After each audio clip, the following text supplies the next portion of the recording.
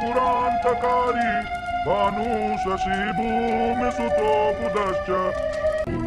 তাড়াতাড়ি কন্যাকে বিয়ের পিঁড়িতে বসিয়ে দাও, লগ্ন যে বয়ে যাচ্ছে। এ কি, বিয়ে শুরু করতেই হঠাৎ করে এমন ঝড় উঠলো কেন? এ তো খুবই অমঙ্গল ব্যাপার। এক্ষুনি এই বিয়ে বন্ধ করে দেওয়া উচিত। হ্যাঁ পুরোহিত মশাই, তাই করুন। মাঝপথে যদি আগুন নিভে যায় তাহলে যে ঘোর অমঙ্গল হবে। না, আমি আজই বিয়ে করব। রাজু, যদি তুমি আমাকে এক্ষুনি বিয়ে না করো তাহলে আমি এই আগুনেই আমার জীবন বিসর্জন দেব। না না মাধবী, এসব তুমি কি বলছো? তুমি যা চাও তাই হবে। পুরোহিত মশাই, আপনি এক্ষুনি বিয়ে সম্পূর্ণ করুন। ঠিক আছে, আপনারা যা চাইবেন।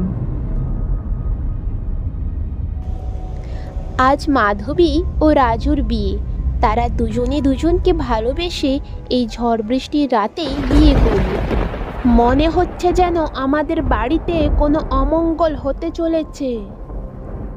বৌমা, ও বৌমা, কোথায় গেলে গো বৌমা? সুপ্রভাত বৌমা, নাও তোমার জন্য চা এনেছি, খেয়ে নাও। সকাল সকাল চা খেলে শরীরটা একবারে চাঙ্গা হয়ে যাবে। আরে আপনি কেন কষ্ট করতে গেলেন মা, আমি নিজেই বানিয়ে নিতাম। আরে বৌমা, তুমি হলে আমার ঘরের লক্ষ্মী, তোমার জন্য এটুকু করব না? এ কি বৌমা, তোমার ঘর থেকে এমন দুর্গন্ধ আসছে কেন? কেমন যেন একটা পচা দুর্গন্ধ। কোথায় মা? আমি তো কোনো দুর্গন্ধ পাচ্ছি না। হয়তো কোনো ইঁদুর মরেছে, আমি পরিষ্কার করে দেব। আরে না না বৌমা, ইঁদুর মরার গন্ধ নয়। মানুষ মরে গেলে যেমন গন্ধ হয় না, পেদনির গন্ধ, সেই গন্ধ। এসব আপনি কি বলছেন মা? এখানে আবার কে মরেছে? এটা আপনার মনের ভুল হবে। আপনার বয়স হয়েছে, আপনি বরং গিয়ে বিশ্রাম করুন। আচ্ছা, রাজু কোথায়? রাজু তো স্নান করতে গেছে। ও ঠিক আছে, তাড়াতাড়ি রাজুকে নিয়ে খাবার খেতে চলে এসো।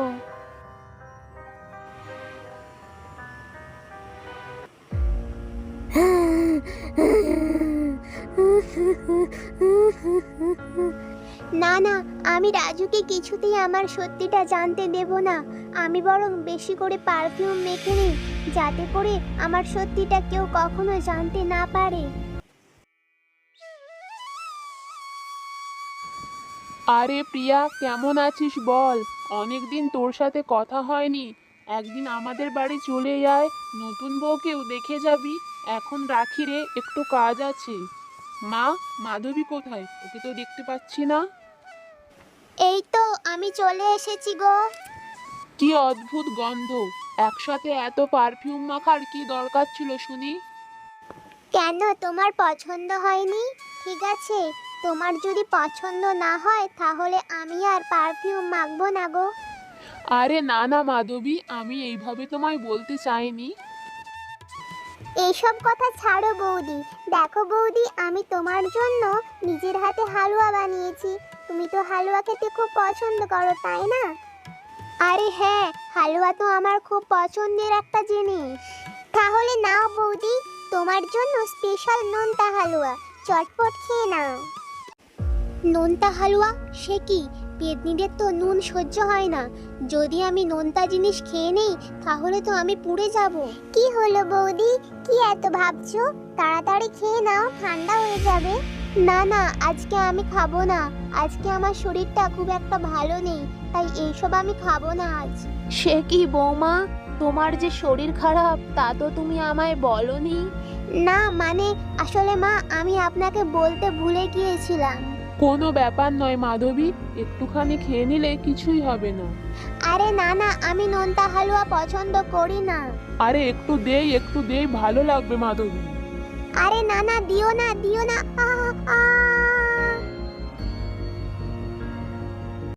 এটা কি হলো? নুন পড়ে হাতটা এমন করে পুড়ে গেল যেন মনে হচ্ছে অ্যাসিড পড়েছে। এটাও কি সম্ভব? ওরে রাজু, তাড়াতাড়ি ডাক্তার ডাক, ডাক্তার ডাক রে।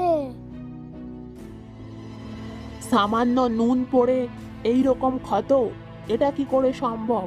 দেখি হার্টবিটটা চেক করে দেখি তো। ওরে বাবারে, এটা কি করে সম্ভব? এর তো কোনো হার্টবিটই পাওয়া যাচ্ছে না। ওরে বাবারে, আমি এখান থেকে কেটে পড়ি, নইলে প্রাণে মরতে হবে। আমার পক্ষে এর চিকিৎসা করা সম্ভব নয়, আমি এখান থেকে চললাম। মা, কি হলো বলো তো? ডাক্তার এত ভয় পেয়ে পালিয়ে গেল কেন? কি জানি কি হলো, হে ভগবান তুমি রক্ষা করো। আরে এত কি ভাবছো গো?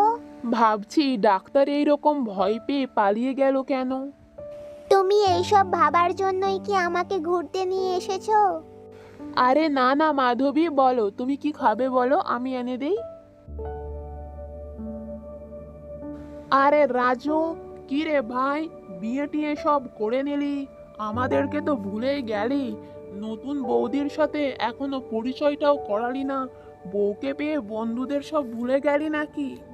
আরে না না, এমন করে বলিস না, আয় তোদের মাধবীর সাথে পরিচয় করিয়ে দিই। মাধবী, এই দেখো আমার দুই বন্ধু রামু আর শামু। ওরে বাবারে, এ আমি কি দেখছি! এখান থেকে প্রাণ বাঁচিয়ে পালাই আমি। আরে শামু, কোথায় চলে গেলি? দাঁড়া দাঁড়া। কি হলো বলো তো? শামু তোমাকে দেখে এমন ভয় পেয়ে পালিয়ে গেল কেন? আরে ছাড়ো না এইসব, হয়তো ওর কোনো কিছু মনে পড়ে গেছে। এই শামু, তুই এইভাবে চলে এলি কেন? বৌদি কি ভাবছে বলতো? কে বৌদি? কোথাকার বৌদি? ওরে, ও কোনো বৌদি হতে পারে না, আমার খুব ভয় করছে রে। তুই এমন কেন বলছিস? কি হয়েছে বল, আমাকে খুলে বল। রামু, আজ থেকে 7 দিন আগে আমি যখন পার্টি থেকে আসছিলাম, তখন আমার গাড়ির নিচে চাপা পড়েই ওই মাধবী মারা গেছে। রামু, তুই বাড়ি যা, আমি বরং রাজুকে সব ব্যাপারটা খুলে বলি।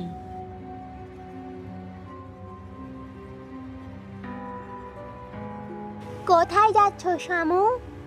আমি তো তোমার গাড়ির নিচেই চাপা পড়ে মারা গেছি। আর এখন তুমি রাজুকে সব সত্যি বলতে চাচ্ছ? আমি এটা কিছুতেই হতে দেব না। তোমাকেও ভূত হতে হবে শামু।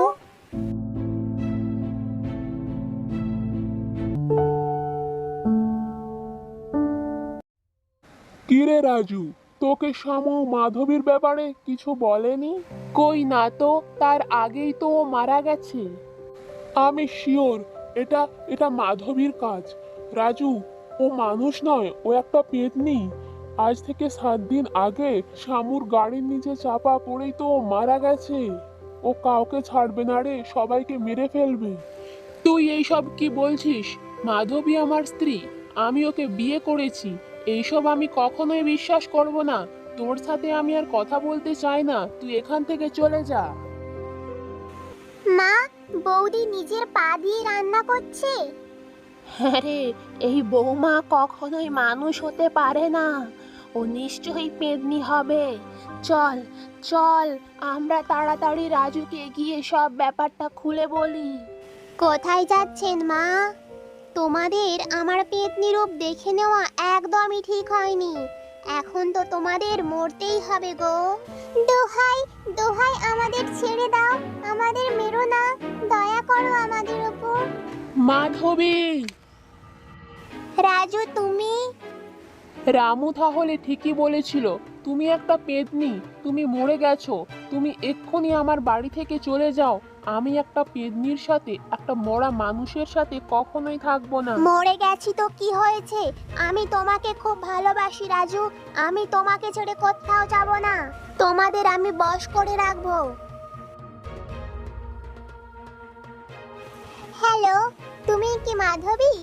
আসলে আমি রাজুর বন্ধু প্রিয়া, ওর সাথে দেখা করতে এসেছি। ও, এসো, ভেতরে এসো। হাই রাজু। Hello aunty. কি ব্যাপার, কেউ কিছু বলছে না? শরীর ঠিক আছে তো সবার? না, ওদের শরীরটা খারাপ, ডাক্তার কথা বলতে বারণ করেছে। তুমি বসো, আমি তোমার জন্য খাবার নিয়ে আসছি। যাই গিয়ে দেখি মাধবী কি করছে। আমার যেন সবকিছুই কেমন অদ্ভুত লাগছে। তার মানে মাধবী একটা পেদনি ও সবাইকে বস করে রেখেছে। আমার এক্ষুনি রাজুর গুরুদেবকে গিয়ে সব ব্যাপারটা জানানো উচিত। আরে কোথায় চলে গেল? এই মেয়ে কিছু জানতে পারেনি তো? এরপর প্রিয়া গুরুদেবের কাছে গিয়ে সব ব্যাপারটা খুলে বলল। গুরুদেব, রাজু আর ওর পরিবারকে বাঁচিয়ে নিন গুরুদেব। চলো, আমাদের এক্ষুনি সেইখানে যেতে হবে, আর দেরি করা উচিত নয়। মাধবী, মাধবী, তোকে আমি মুক্তি দিতে এসেছি মাধবী। না, আমি রাজুকে ছেড়ে কিছুতেই যাব না। আমি যাব না। ওম ক্লিম ক্লিম ফট, ওম ক্লিম গ্লিম ফট। পেদনি, তুই আগুনে পুড়ে মরে হয়ে যা, ফট ফট। এরপর গুরুদেব মাধবীর আত্মাকে চিরদিনের জন্য এই বাড়ি থেকে তাড়িয়ে দেয়। রাজু, আমি তোমাকে সত্যিকারের ভালোবেসেছিলাম, সেই জন্য আমি মরে গিয়েও তোমার সাথে থাকতে এসেছিলাম, কিন্তু তুমি আমার ভালোবাসা বুঝলে না রাজু। বিদায় রাজু। বন্ধুরা, আমাদের গল্পটি তোমাদের ভালো লাগলে অবশ্যই ভিডিওটিকে একটি লাইক করো, আর চ্যানেলটি সাবস্ক্রাইব না করলে সাবস্ক্রাইব করে এখনই পাশের বেল নোটিফিকেশনটি অন করে দাও, আর কমেন্ট করে জানিও ভিডিওটি তোমাদের কেমন লেগেছে। আজ এই পর্যন্তই, দেখা হচ্ছে পরের ভিডিওতে।